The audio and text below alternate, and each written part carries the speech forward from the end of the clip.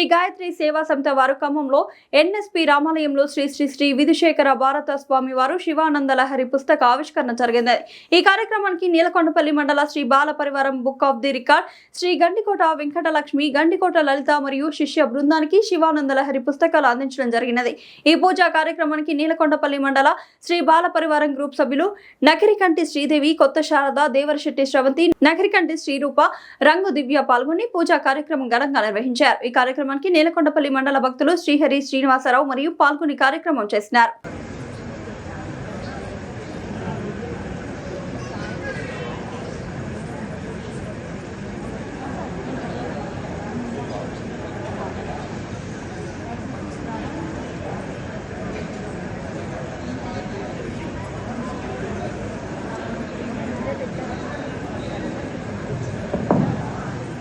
Camera కట్టకుండా సైడ్కి ఉండండి.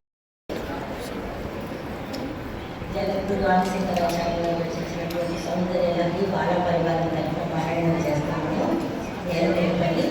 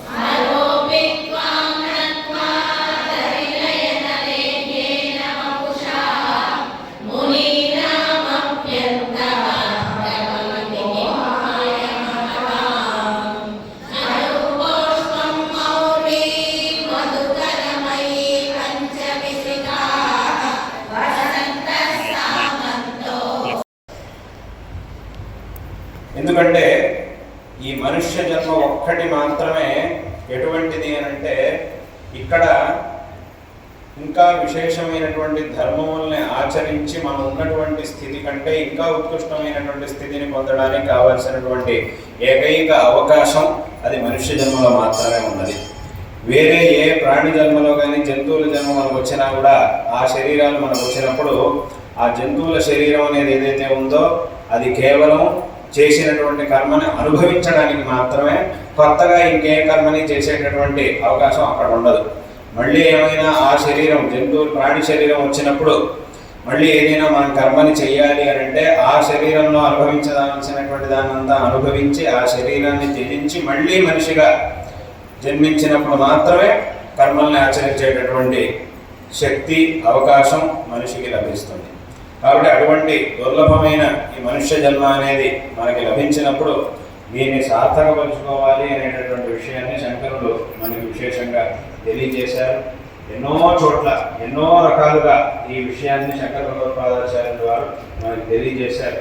ఇంకా అయితే ఒక చోట కూడా ఇంకా స్పష్టంగా కూడా చెప్పారు. ఏమిటి? భజ గోవిందం భజ గోవిందం గోవిందం భజ మూఢమతి అని అన్నారు. అంటే కొంచెం తిట్టినట్టుగానే చెప్పారు. మూఢమతి మూర్ఖుడా, ఏం చేస్తున్నావు? ఇంత మంచి జన్మ నీకు లభించినప్పుడు ఎందుకు వ్యర్థమైనటువంటి పనులని ఎందుకు చేస్తున్నావు అని కాస్త మందలించి ఆ భగవద్భజన చెయ్యి, ధర్మాన్ని ఆచరించు అనేటటువంటి విషయాన్ని శంకరులు స్పష్టంగా తెలియజేశారు. కాబట్టి ఇటువంటి ఈ అమూల్యమైన మనుష్య జన్మ మనకి లభించినప్పుడు దీనిని మనం సార్థకపరుచుకోవాలి. దీన్ని సార్థకపరుచుకోవడానికి కావలసినటువంటి ఏకైక మార్గం, ఉన్నటువంటి ఏకైక మార్గము అనంటే అది శాస్త్రములో చెప్పినటువంటి ధర్మాచరణ. మన యొక్క శాస్త్రములు ఇవన్నీ కూడా వచ్చింది దేనికోసము అనంటే మనకి శ్రేయో మార్గాన్ని చూపించడం కోసం.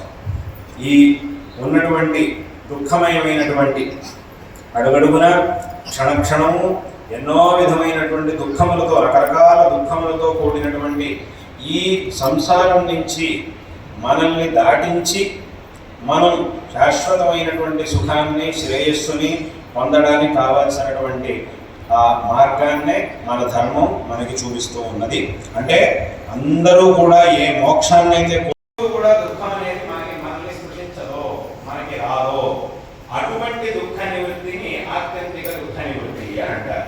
అంటే ఈ దుఃఖ నివృత్తి అయిపోయిన తర్వాత ఇక మళ్ళీ ఎప్పుడూ కూడా దుఃఖం అనేది మనకి రాదు అనేటటువంటి స్థితి ఏదైతే ఉంటుందో దాన్నే ఆత్యంతిక దుఃఖ నివృత్తి అని శాస్త్రంలో చెప్పారు.